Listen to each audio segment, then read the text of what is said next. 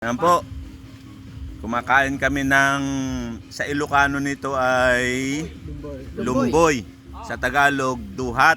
Ngayon, meron po kaming isang unggoy.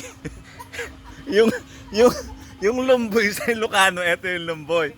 Ito naman yung isang unggoy. Kumukuha po ng mga duhat. Yung lumboy naging duhat. Nandito po kami sa El Dorado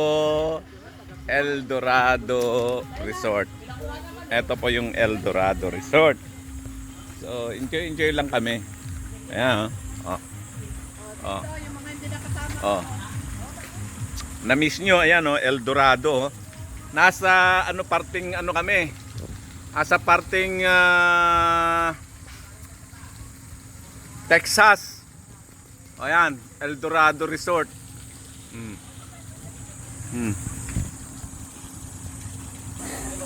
Oh, ayan yung puno ng duhat. Oh. Oh, ayan po yung mga natin. Galing po kami ng Texas, ayan, El Dorado Resort. Ayan, diyan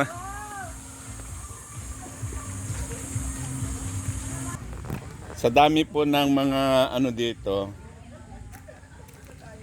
Sa dami po ng mga sa dami po ng mga cottages dito sa El Dorado. Andito po kami sa Texas. Ayan.